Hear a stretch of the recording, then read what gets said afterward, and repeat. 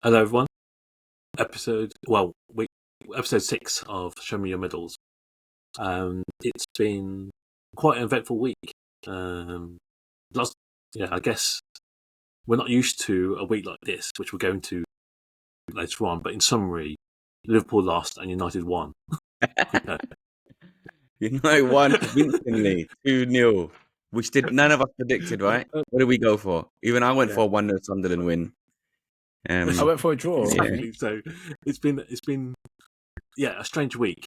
And they do happen, but it's funny because we were talking about last week about all our teams winning at the same time. And almost, yeah. It's been a while. Yeah, it's been a while since that happened. But shit week, and the quicker we talk about it, the better it is.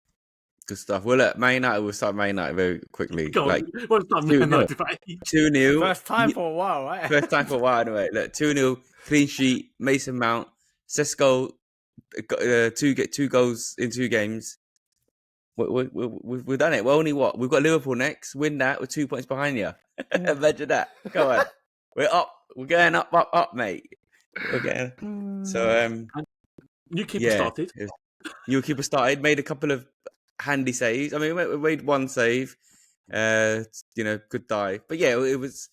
You never know. If it wasn't for him, like maybe Ben Yedder would have made a mistake or whatnot. So that's good, man. Little 23-year-old started and he's getting his clean sheet. So maybe Amrin had it locked all this time. Give him Sunderland. Boost his confidence up. Wait for Sunderland. Yeah, wait for Sunderland. Yeah, can't put him down the deep end. You know what I mean? But other than that, it's good. And Mason Mount's goal was nicely taken. Sunderland's keeper, he's sick. Like an FPO, he's sick, and he made some decent saves in that game too. I think what they've done with Sunderland is there's this young owner. I think this is what it is. I saw it from somewhere. He's a young owner or chairman, and what he's done is the the Moneyball route. Have you seen Moneyball with Brad Pitt? Yeah. What they do is they look at statistics of players, and then they'll buy those players based on statistics. Yeah, and kind of coming to fruition, right? Because you don't. A lot of people say that's like a load of BS, right? It kind of shows that kind of system works as well.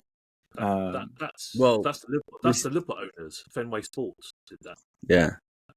Well, we'll see if it works. We'll see if they stay up. Yeah, it's still early days. They're looking half decent for now, but yeah. But no, they keep that game. Sorry, that game was because I didn't watch it. Was it United actually being good or Sunderland being crap?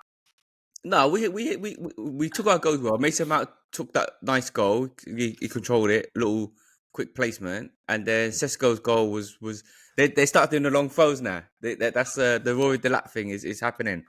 So there's a long throw in, bit of like defenders missed it, and then he just tucked it in like that. But Sunderland did all right. Like I said, our keeper made a couple of nothing outstanding, but needed to be saved. Their keeper made a few good saves, so it could have been more than 2-0. But like I said, it's Sunderland. But we did envision Sunderland on the up. Man United, there's a game they could have lost. To get that, and again, I thought we've spoken about it, again into the international break. We're on the up now. We've got the feel good factor back. You know what I mean? Whereas if we lost that, picking yourself up after one little win, we take everything. Sunderland. You've got to take everything we can at this moment. But it leads us nicely. Like I said, I'm joking aside. We have got Liverpool next, 5 points behind. I don't think we'll win it, but imagine, and then it's looking rosy, But mate, at this stage, you got to take the shrapnels, man. Take the shrapnels. I hope you win. Yeah, I hope you win. Yeah. But that's it. Sunderland, right? Can't say too much. The real test will come now. We've been here before. That's the thing. Yeah, we've been here before. I'll say we're your bogey team, but this happened last season when Ahmad got that winner. So you never know. Four losses in a row could be it. Well, let's get on to Liverpool then, shall we? Yeah, I'll keep it short because because you're not used to losing basically 3 games in a row. That's why. It's been ages to think of words to without sounding like a sore loser, like Will. But, what do you think about all the like Jamie Carragher, for example, being all worried about Liverpool at the moment? I think it's really early to panic. I think it was true what Vose said. We're not used to this, so it's been a while since we talked about Liverpool in this sort of way, like negative way, and I think everyone's just getting slightly carried away. You know, I know how the other teams feel now, but it's something that we're not used to. But I don't think there's any need to panic. And we know we're not playing as good as we can be. But it's and we have those late goals that we scored. It's probably evened itself out now. So we're probably about where we are in terms of our own performance, if you exclude the late goals, because we've had a few against us. So we're probably about where we are in terms of our sort of form and performance. But like I said, it's still days. No need to panic. And for Chelsea, they really needed to win that game as well. And I think that gave them, because they were on two losses in a row. So they pushed them. Your backup made a couple of good saves as well, actually. We spoke about him. You made a couple I'm still not a fan of him. I'm still not a fan of him. I don't know. I've seen a handful of games, but I still don't think he's like as good as Gallagher was as a backup. I guess. Yeah. But time will tell. He's going to have a run now of at least 3-4 games with Addison injured. But yeah, I think to concede that late goal again. I know we've done it to other teams, but knowing that we've done it to other teams should make you a bit stronger in terms of not trying to concede last week. Chelsea, I fucking hate Chelsea. I really do. You know what? I hate them. I hate them so much that I wish Sterling stays there and just drains the money from them. And don't play, and then just throwing them. I want that bomb squad to just drain as much money from Chelsea as possible. They still seem to have a lot on their books, though, haven't they, Chelsea? They've got like loads of players on loan as well.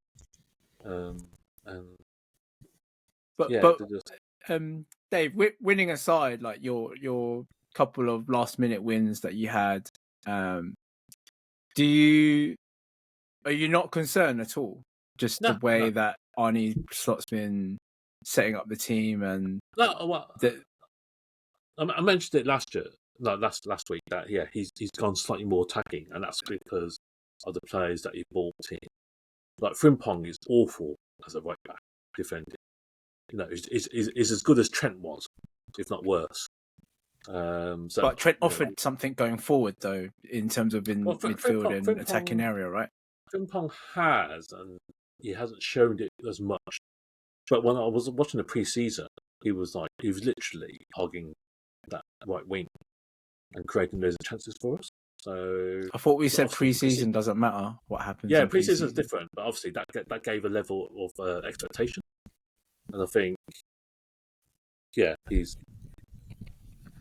he hasn't really sort of delivered defensively on that and offensively. But I'm not worried because we've still got quality in that team, and we haven't played great, but at times and spells we have. And I think offensively, some of the goals we scored was really good. If you remember, I can't remember who it was against, when that 17-year-old Rio scored. Yeah, that was a good build. That was a good build up on the right, and then offside done that dummy. That was a really good goal to score. And those attacking patterns we're still doing. So I don't think there's any cause for concern. We're not at the other end of the table. We're what are we, a point behind? A point behind, yes. Yeah, a point behind. A point, yeah. Yeah, I know we were 5 ahead at one point, but we're not out of the equation, and we need to stop the rut. But I think we've got quality. Arsenal got advantageous run of fixtures now as well, though. If you have a look at it, and then for you guys, you've got quite, Man United, your bogey team. You've got Brentford, who are there and thereabouts. Maybe Aston Villa not, but then you've got City as well after. You're not concerned with that run of games? I'm not concerned. Let's look at what. If we talk about Arsenal, you still get squeaky bum if that Vert's still not doing nothing. Salah's not been as effective as he was. But we know Salah's quality, and you need Isaac. Salah's not done anything. I've taken him out. Yeah. He's not done anything at all. You need Isaac up and running for whatever reason. He got an assist, which was a good assist actually. He did his assist was sick. But I think during this. Did he mean it for an assist though? Come on. He brought it down well. He brought it down. It was a nice touch. He didn't mean to assist it though. It was just conveniently Gakpo was there. Good for the eye. Yeah. Good for the eye. Yeah. It was conveniently there for Gakpo to smash it. We'll see. Obviously, he's getting fitter with every sort of week and game. He's going to be match fitness like soon. But yeah, there's no need to panic. We don't need to. Slot doesn't need to get a whiteboard, draw some light bulbs. Play whatever the Gunners play in their stadium, whatever it is. You don't need to do any of that. He's shown last year. He's won it. He knows what it takes to win.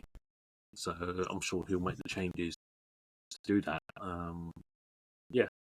Early days, disappointing, but it's not all doom. It's easy when you inherit a team, though, right?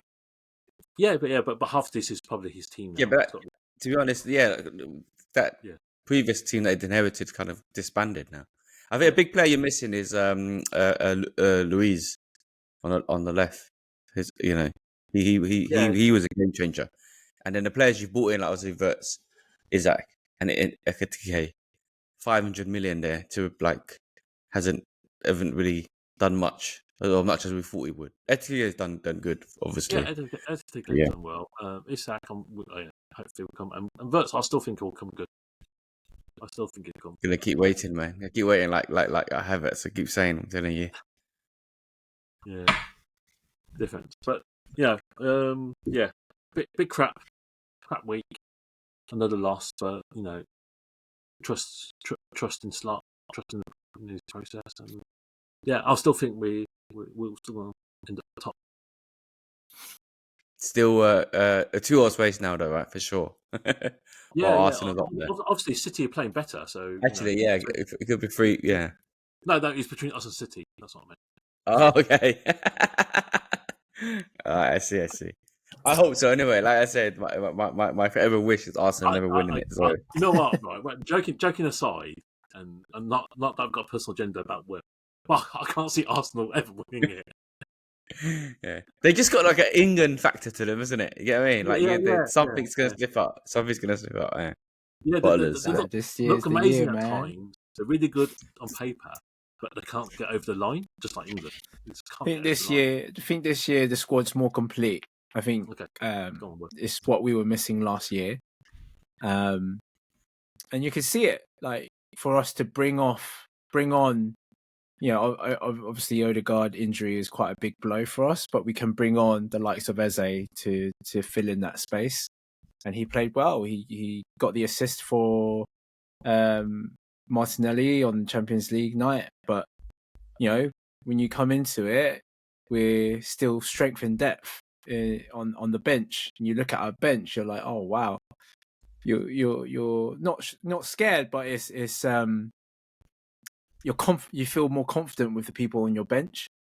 So Declan Rice breaking his duck against his former team, didn't celebrate unfortunately, but shows a bit of class there. But yeah, it was a standard routine win. Like West Ham just aren't really up to scratch. With the new manager, new tactics, I don't think they played well at all. We had a lot of possession. We made hard work for ourselves because they were on a low block.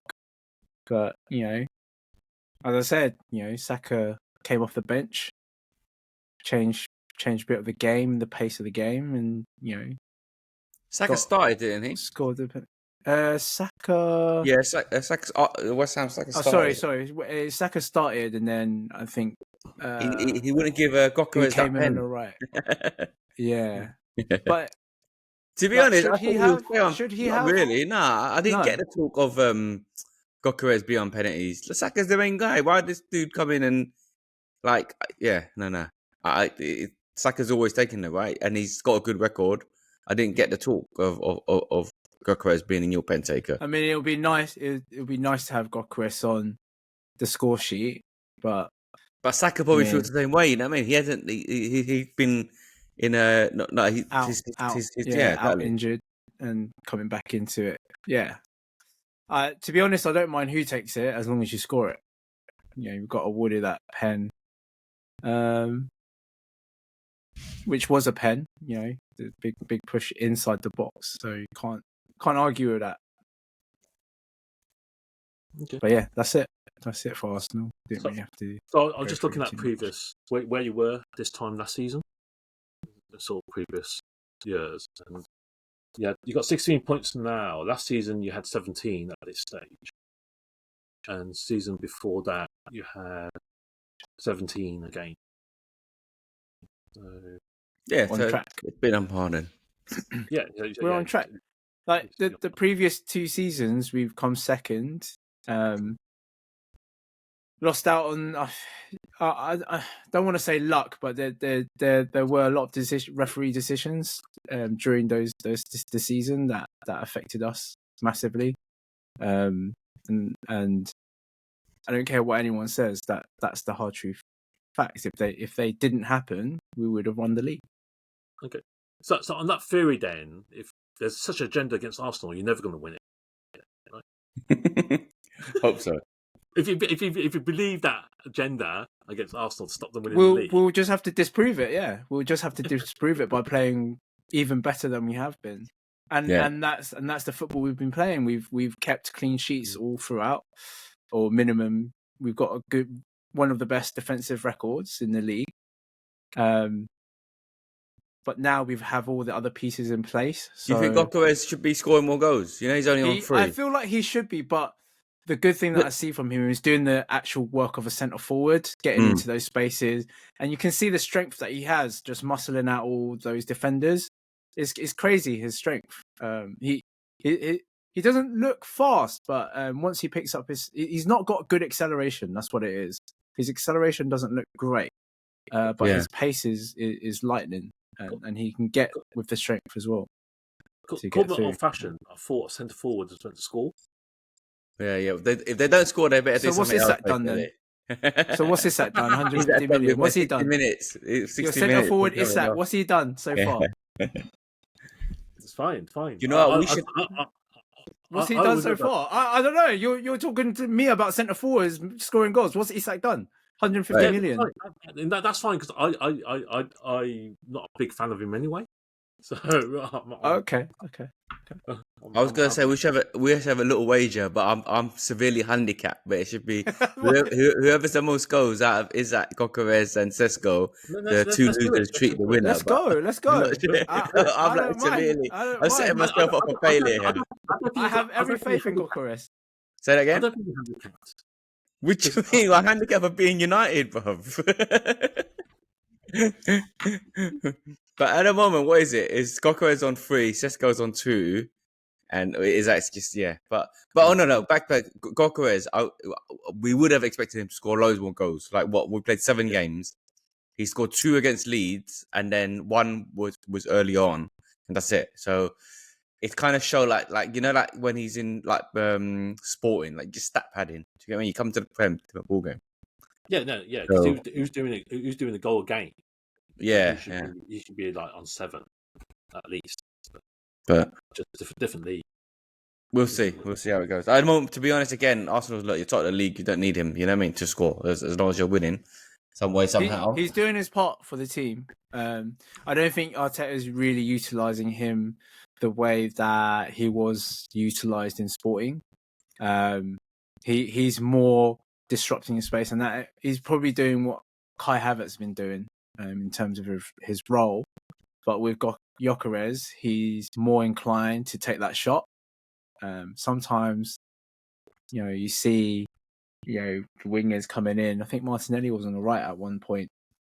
He could have squared it to Martinelli for an easy goal, but he went for goal.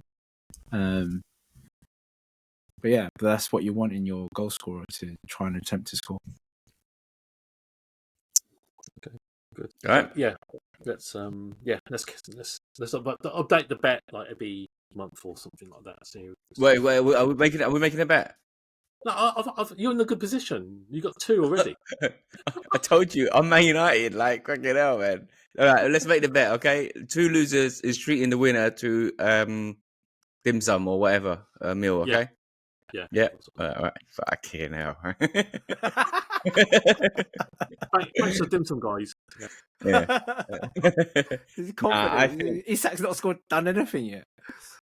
Yeah, let's see how it goes. All right, it's interesting. Interesting bet. Like I said, no one started on fire. Cool.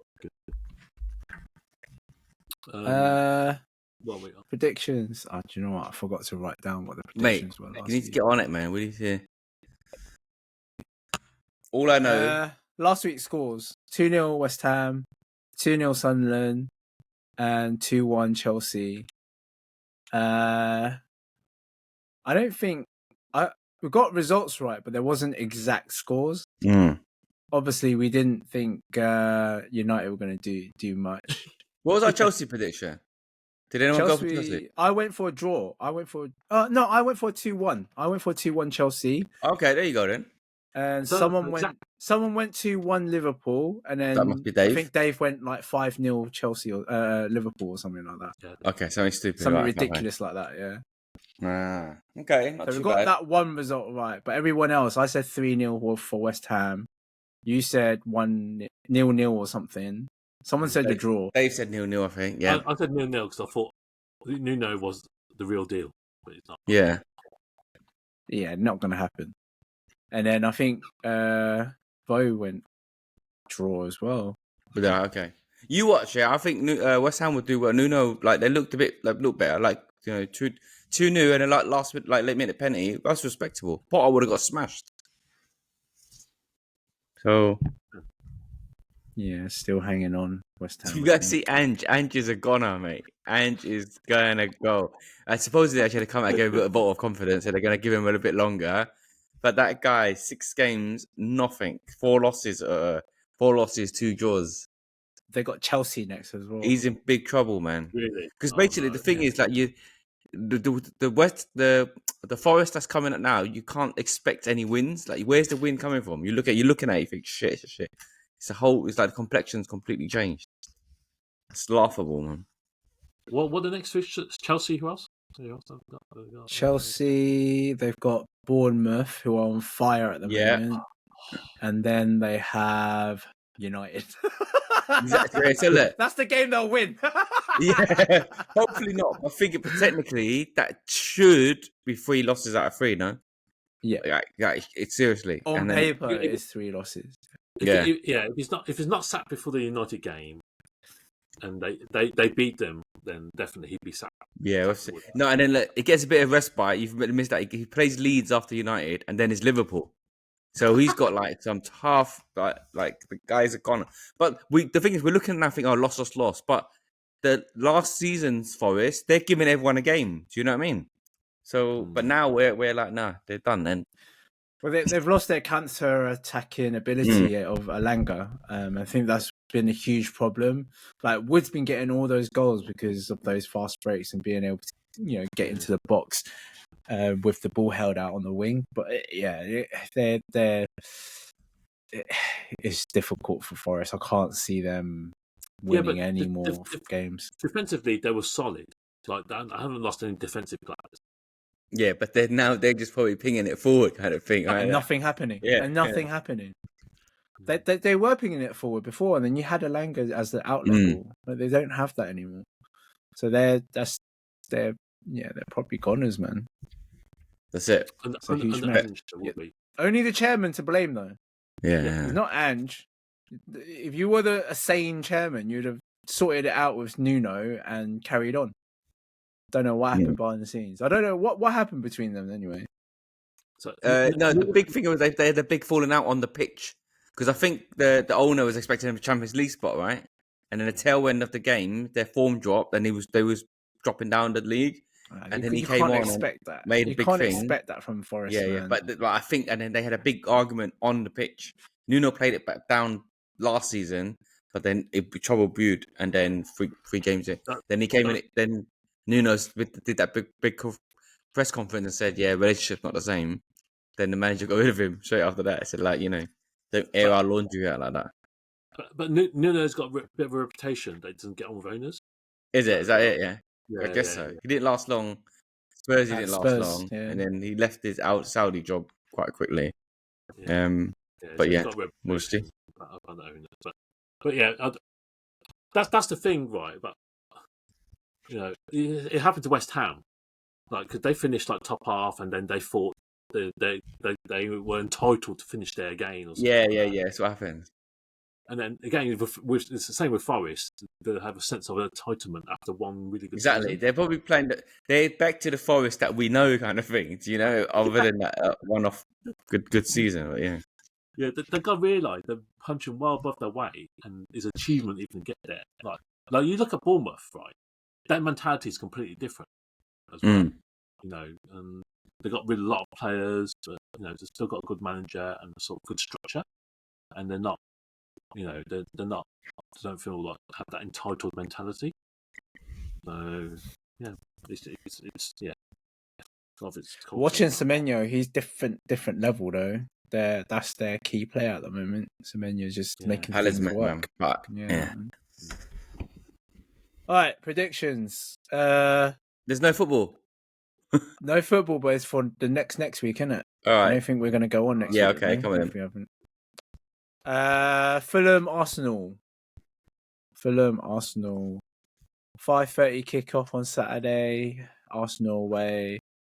I don't think Fulham have done anything special with what's his name? Andre Silva. What's his name?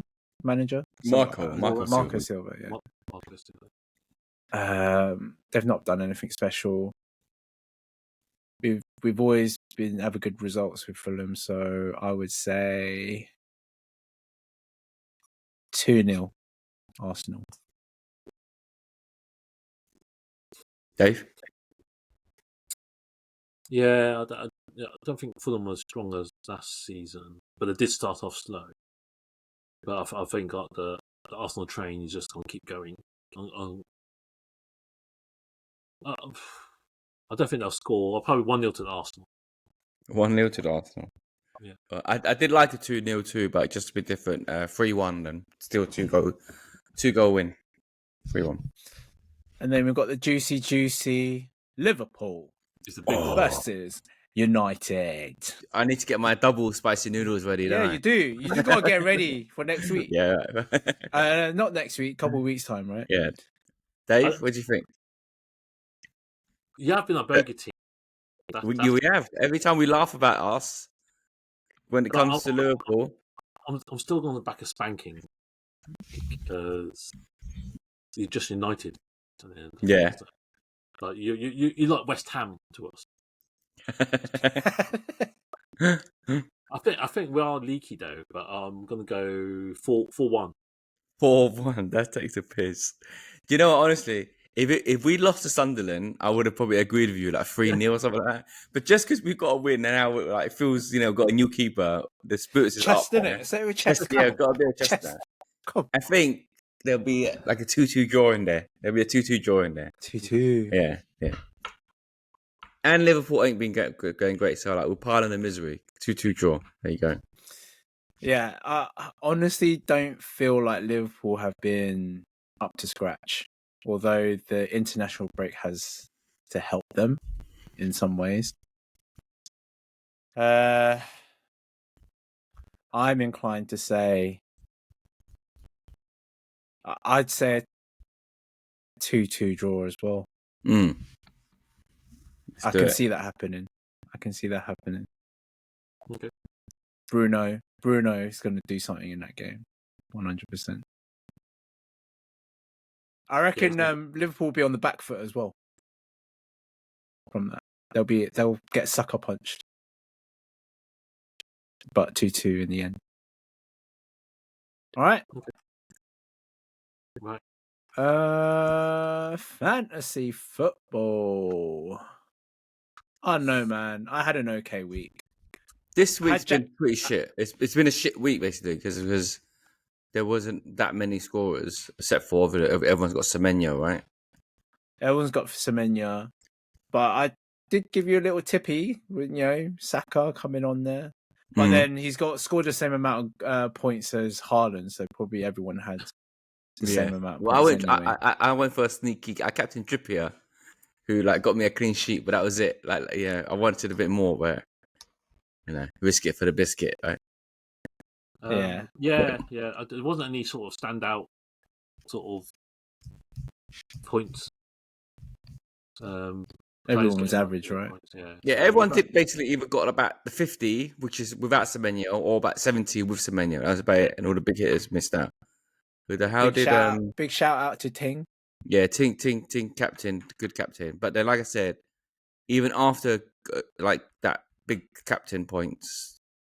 No, she's got 81 points. Yeah, okay, that's 20 points over average. That's a lot. It's a big jump. Yeah. I got 60. Yeah, I got 63. Only 2 players got double figures. Yeah, that's what I mean. There weren't a lot of points available. Kind of thing. Actually, I got Kudos 3 players. Yeah, it wasn't. Yeah, it wasn't much.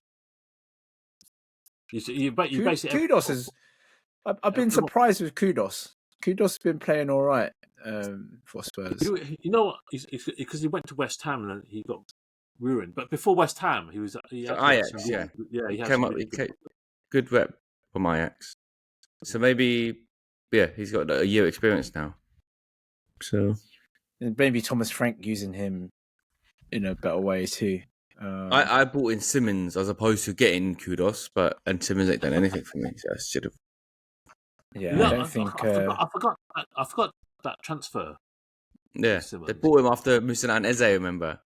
Yeah, I know. But he didn't go under the radar, but he's sort of been forgotten. He's not done much. He's just Anyway, that's crazy though. But a lot of people are on 400 points already.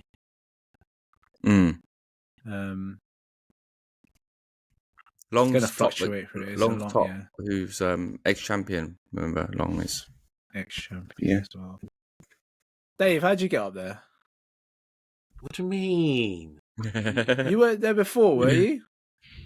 What do you mean? Came from RKO from nowhere. Oh, were you first? Oh, okay. I've dropped down to 4th. Yeah, I'm still hanging on. Like 8 still, it looks alright. So we'll see. We're alright. We'll drop a bit though. Yeah, I think there's a couple like Daniel, Payroll Dan, somehow gets back into the game. He was lower down before. You didn't pay him shit last year, right? little blip. Sabbatical. Yeah. So still tight. Yeah, long way to go on that. Cool. Questions, right? Yeah. Whose turn was it? It's me. Oh, okay. So I got a good one. Do you believe in therapy? I think you should start. Me? Yeah, I think you should start. Yeah. You've had some, right? As in, I've had some. I've had some. And so again, that's why, joking aside, you should start because I don't think me and Dave have had any therapy before. I have actually. Oh, you have? Okay. For what? Yeah, I think in terms of therapy, is talking to you guys is therapy as well because you just get shit off your chest, right? I think that is a form of it. But if you're talking about professional therapy, they actually are able to give you a different perspective and of a situation or how you're reacting to certain things. There could be past triggers that affect the way that you react to certain incidences, whilst growing up, and it's just not it's always been in the back of your mind, but you're not really fully aware of what that situation is. You just know that you react in a certain way. I think that is important to learn about yourself and what those triggers are to kind of help. I wouldn't say repair, but just help you have the tools to be able to handle that situation if it comes up again.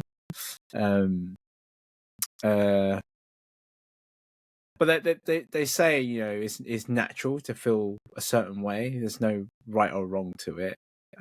So I think there's comfort in not feeling overly guilty over the way that you reacted, especially if it is something that is almost like a reflex to you in many ways.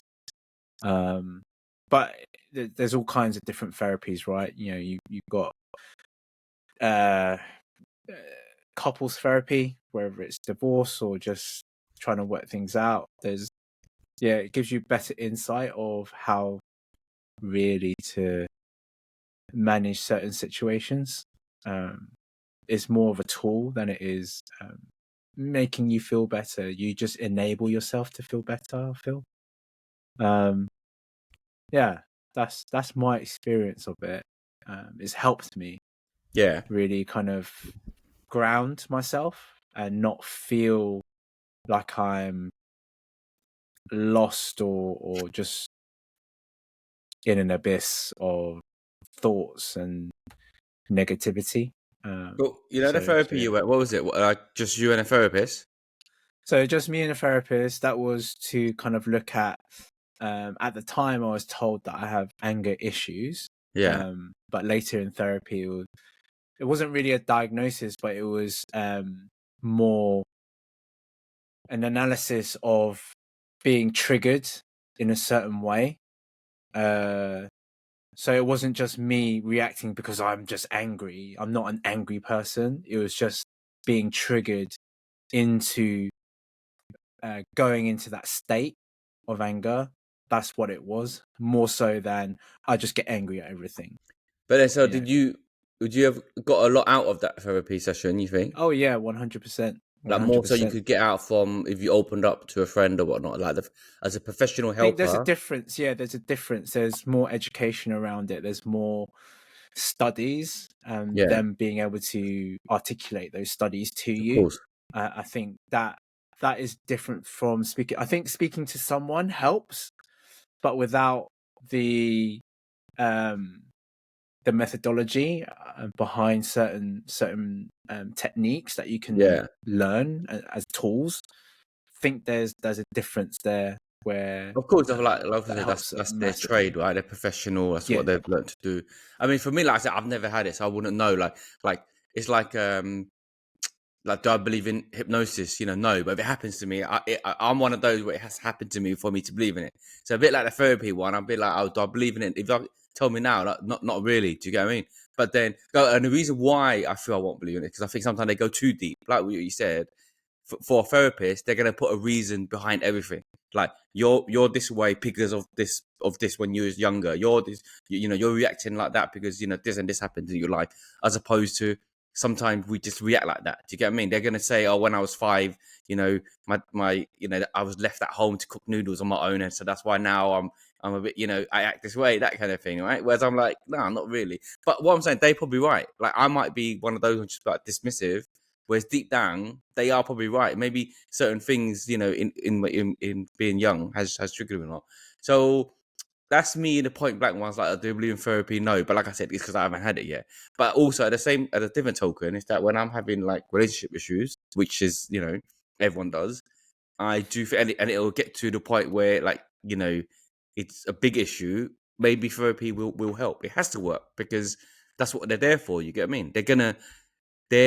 It's like some people don't have people to talk to. Like, sometimes as good as friends are, you don't want to open up to certain friends, right? Because it's too personal and they don't understand, or you don't want to share. Whereas a therapist is there to listen. And sometimes it's good to talk. It's like, like us, just open up. It's good to talk, right? So then a therapist would draw things out. So I can imagine that working, and I can imagine, especially as a couple, because the thing is, when you're arguing with a couple, you think you're right. Like, obviously, you're gonna uphold your values, and you think you're angry because you believe what you're injustice, isn't it? If you didn't believe that, then you'll say sorry to them. But no, you hold your ground. So then I think a therapist will draw out reasonings, and they'll make you see the other side, right? They'll be like, not really, though. This is But how. I think it's that it's not about being right or wrong, but Yeah. it's more about being open to visualize a different perspective. I think Yeah. they're very good at enabling you to do that.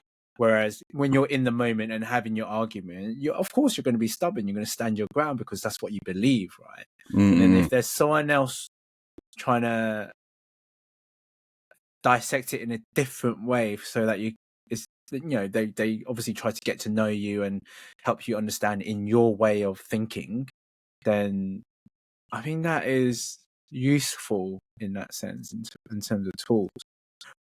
Yeah. But I've got a question compounding that in terms of the couples and whatever, but probably go to Dave first. Dave, what therapy did you have, bro? No, it wasn't anything like couples or like that. It was recommended because I was struggling with a lot of things at one point, and I think I never thought Being about Windy it Pandas before. captain ain't easy, isn't it, boys?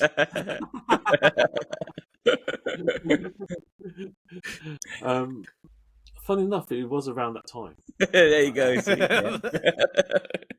There's a lot of work to do around that, man. Yeah. Juggling like normal life stuff, and then you got a whole team to organize. Then you got love life that wasn't maybe starting up and not starting up and things like that.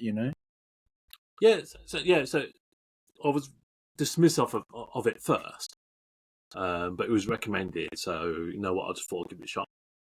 No real harm, right? And how many sessions do you have? I had an initial 10, but it went on a bit. Oh, that's quite a lot then. That's a lot, yeah. Yeah, I thought you were gonna say like 3 and done. So I had 6. I had 6. You know why? Because obviously one thing led to another, so it wasn't just about just about one. What are these? Like hour sessions? 15 minutes. Oh, okay. Will, same? Like, is it quite short? 15? No, I had about half an hour each one. Okay. But still feels like, I thought it'd be like at least an hour, but I guess chatting for an hour. 50, not 15. 50. Oh, 50. Yeah, okay, 50. I feel like 15. Right, that makes more sense. Yeah, that's quite a lot. That's quite a lot of stuff covered. Yeah, lot to talk about, and I think so I'm very dismissive, but I think when you're apprehensive at the start. Yeah. Because obviously, it's all very new. Don't know what to say. But I think, a couple of points is that you're definitely you're the one that should be doing the most of the talking. Right. Yeah, so a lot of it, to be fair, in some of it's just good to talk then, right? It's just good to communicate, to air things out. Yeah, I think it's good to talk, and obviously, what I mentioned before,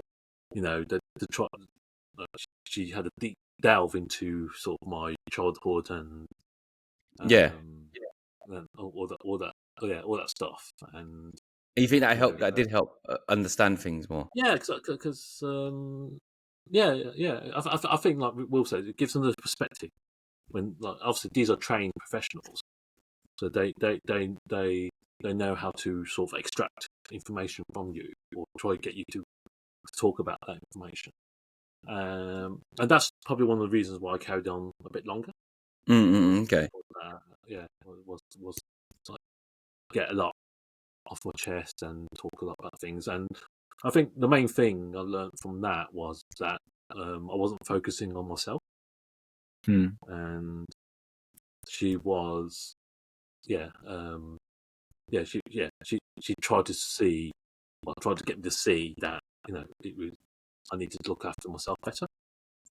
Would you not say? Would you not use the word enjoyable? Like, was the therapy enjoyable, or do you enjoy it, or whatnot? Or it was more of a weight lifted off a shoulder. Yeah, you hear different it's scenarios. Yeah, go on, it's Dave. a Sorry. bit of a relief, and then I think certain things I wasn't aware about myself and how everything sort of interlinked.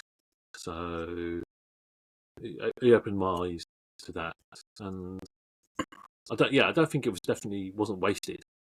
I think it was a good experience, All right, that's good. So all and it positive, helped. Like I basically. said, yeah, like I said, I went in there very dismissive at first, and then began to open, and she got me to open up, and it became an environment where it was really, really good just to sort of talk and without judgment, without. Not that I lied. Well, you don't need to. What's the word? Not the word. You don't need to be fearful about speaking the truth, that sort of thing. Yeah. So, and like Will said, it's a weight off your shoulders. All right. Yeah. I think like in those sessions, like you do feel very heard, and I think that's a lot of times. I don't know if it's no, well, I think it works for both sides, like man or woman. It's like being heard is so important, and if you don't have that anywhere else, you get a sense of validation as well when you're talking to someone that obviously they're getting paid, but they feel like they care about your direction and what those focuses are in terms of those directions for yourself. And I think that's important, even if you're just talking to friends. If there's some shape or form or of a validation that is still like it's priceless at times to feel heard. So yeah, I'd recommend it if you are, falling into a space where you need to be heard, you need to speak about something. I think you shouldn't be afraid to do it. Or just There's let nothing us wrong with three it. know you can jump on with us and have a chat. We're here for you. At the same time, yeah. We definitely make you feel better. Yeah. I've got another one which was more about career and stuff. Is how do you stay motivated when your job feels stagnant or thankless? Just think of the mortgage, man. Think of your bills. Yeah, I mean, the job is literally just like a necessity of getting from A to B and paying stuff off, not like anything else. So now, especially now with kids and that, is what can you do?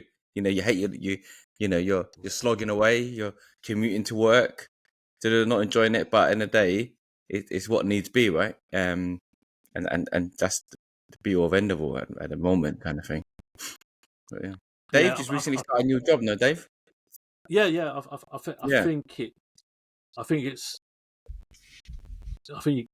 It's the you do it because there's a hope of something better. So whether that's with the current job or the realization you have to find another job. I think if you just you just can't, you just have to get on with it, and with the hope that something that you can control changes. So either your job gets better, your company realizes your worth, you get promoted, or something changes, or nothing changes and you go and get a better job. But I think for me, it's just important. Like as long as you don't hate your job, you're not going there fearful or whatnot, and you got a good team. You get what I mean? You get on with them. You can and it's an enjoyable environment, kind of thing. I think those are really important. I couldn't bear anything worse than going through a job you actually hate. Do you get what I mean? I know everyone says they hate their job, but I don't think there's complete truth in that. Generally, there's some positives, I think I think you have to. Yeah, it's really extreme that you really hate your job. Like you might I You don't might know. not want to be there for certain days. You know, Yeah, Yeah. that, I think you might that's, not want to yeah, be there. Yeah. that's the difference. Like, if you hate your job, then you'll try everything not to do it. Like, when you hate school when you're a kid, and you Yeah. fake all these illnesses, and you try and beg and plead not to go to school because you really hate it. Yeah. I think the That's jobs people will really hate is when you're on like the front line of certain things. You know, like if you're public facing, that kind of thing. Like, I don't know, a banking clerk or a bus driver or whatnot, where you're actually getting aggro, that kind of thing. Then I can imagine like I can't stand getting to work kind of thing. More customer service Yeah, based yeah. Well, roles. you're Would you getting say frontline? blamed Yeah. for stuff that's beyond your control, that kind of shit. Yeah, But actually, that's how you deal with it. I think hospitality is one of them. It's Yeah. difficult. Yeah, hospitality is definitely difficult. You got to Definitely. be people pleaser, customer first type thing, which I think three of us we probably shy away from. Me, not so much, because I don't mind it as much. I know I have the tools in my experience to kind of overcome a lot of negativity and disgruntlement. But yeah, I think everyone has a capacity, right, for that, and most don't have the capacity for just getting marauded sometimes by certain types of customers too, who just want more and more and more, and those types of customers you can just turn away. To be fair, but yeah, like if your job feels stagnant, I'd say look at yourself a little bit and ask yourself, what is the next direction for you? If you're clueless, make it not stagnant, because don't go out there willy-nilly and have that risk of, okay, I'm going to quit my job because I don't like it. You need to have a bit more of a not backup, but have something in place before you start thinking about that scenario, because it's really hard. From my experience, it's really hard to get a job at the moment. And if you can't, do something that you feel passionate about. So that probably is the compounding part of that question. If you wasn't doing the work that you're doing, what would it be in terms of your passion and what you want, like you love in terms of life, what's out there? What would you be actually doing instead? Yeah. Just don't be not doing anything kind of thing. Yeah, but that's the question. If you weren't doing the job that you were doing today, what would you be doing instead? In terms of your own exactly. passion? To stay in your Nothing. job. That's what I mean. Okay. That's it. Do you want one more? Can do one more. Didn't you say you had something linked on to the other one? Or did we answer it already?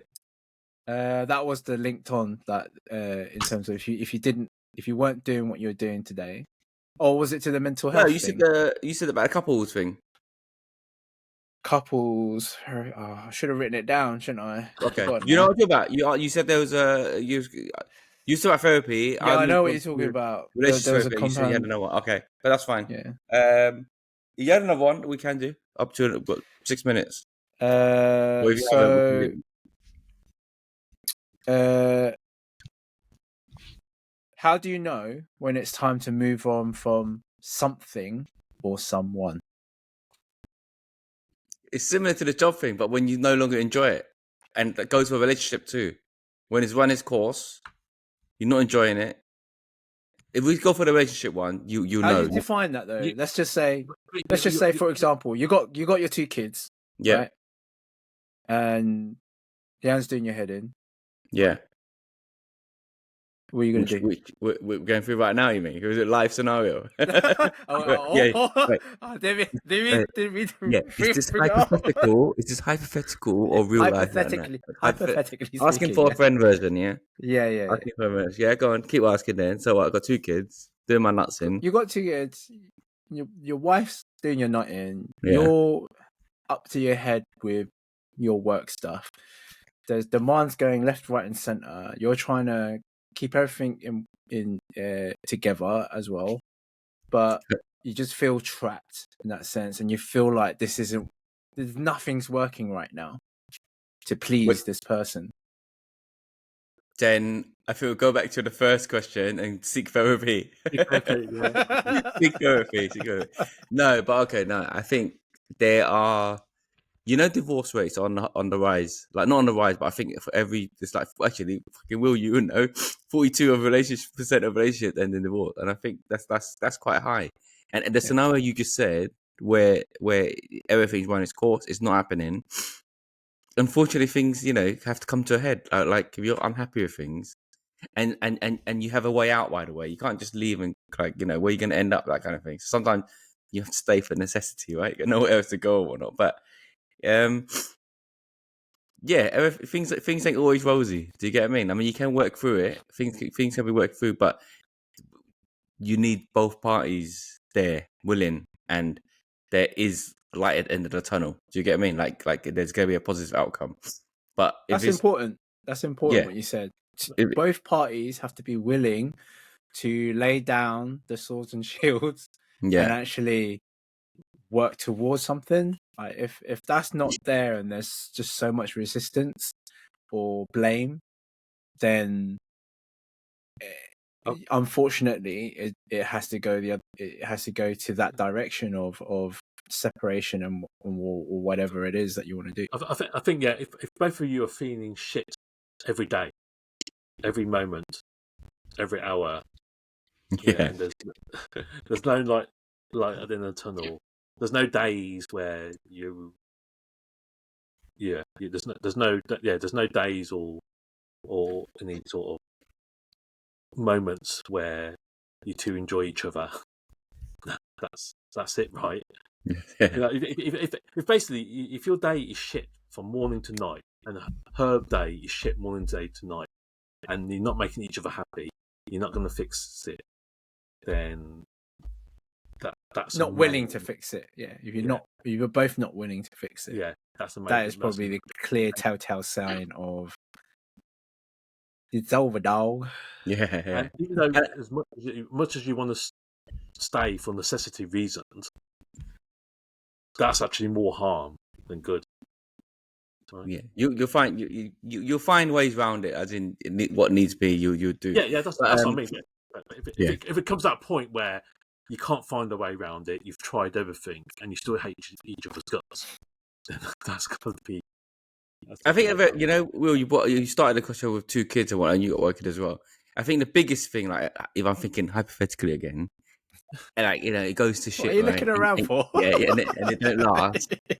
My biggest regret would be like the sadness for the kids, almost I feel that every day. Yeah, I was going to ask you, is this how you feel? Because I feel that every day. I'm just thinking about it, and I'm thinking, like we've had a happiness for like 2-3 years.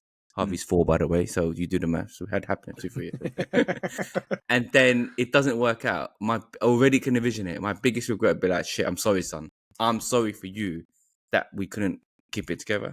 And then I envision like he's 18 and he'll like, Daddy, what happened? Why didn't? And then I'll be like, it'll be sooner than that. Yeah, whatever it is, and they'll just be like, shit, because it'd be sad for them. And even if because the problem is like what I envision is that if we're not together, the dad that I have love for them will stay, the mum love for them will stay, but it's like two, it's on different days kind of thing, and separated, as opposed to where we're still family together. So, and then like the season stuff like Christmases and New Year's, I'll be like, shit. Like who you gonna spend it with this time? And then I'm thinking, fuck me, like I failed, kind of thing, right? And yeah. And that's the gut wrenching bit, I think. Yeah, but just taking Will as example, Will, use an example. beat him. but if you did stay together, wouldn't it not be worse for him? It depends, because I'm thinking. You could stay and like mask it, and is that good for the kid or not? I'm not sure. Do you know what I mean? I tried to stay, bro. Yeah. I tried to stay, but every day it was just conflict. I think that's worse for him because he's seeing this conflict and he's learning, he's feeding and learning off it. Yeah. Like the toxicity in that household at that time was I think it's too much for a kid to take on. Because even though you're not that type of person, Will, some of it would have rubbed off to you anyway, right? Intentionally or unintentionally, that being in that environment. And I do get splitting a family is not great for the children, but if it's so bad, then staying together is even worse. The traditional in me is divorce is not an option. Like I feel like divorce is not an option. But if I'm gonna love and care for my son, I don't want him to feel like he's growing up in tension. Like there have been times when my parents have had massive arguments, and I just think you two are just better off different. not together. Yeah, exactly. I've had that. I've had it where I tell my mum, leave him. That. Yeah, I think a lot of children think that about their parents, and it's not like just take that for example. That topic, you feel like your parents at some point should have split up. Like, how the hell is like a kid to comprehend that and come to that result or conclusion is crazy. Like they feel like that is acceptable in that sense, either to carry on through shit, where sometimes you can look back on it and think, okay, they did it for us, and I thank my parents in some ways, because if they were to split up, I don't know what I'd do, but I just feel the conflict in the household, and it's not every day, by the way. My parents were okay, but there were times or moments where it was just completely crazy. But for a kid to grow up and live and see that is quite. I think it affects you. A lot of insecurity and vulnerability in your mindset when you come out of it. Again, that depends on the kid. Like, they can use it in a different way, but a lot of the times the kids don't have the tools to handle it in the way that you would think a strong-minded person would. So yeah, it's crazy one. But like you say, there's not one day like after this happened and I've done the thing and said, "Yep, okay, this is it, no more." There's not one day that passes that I don't feel guilty for putting him in that situation. But like Dave said, if it was if we were together, I think it would be even more guilt. I'm lose either way. Yeah, he's lose either way. You know what I mean? But actually, I feel better mentally, and I feel like he will be in a better place as well. And having two loving households that have no real conflict. I think that's important. Good. Very therapeutic, I would say. Yes, therapeutic session. Real serious questions. Yeah.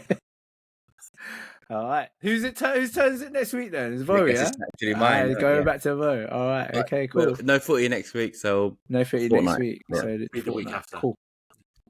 All right. Cheers, everyone. Do your thing, like, comment, subscribe.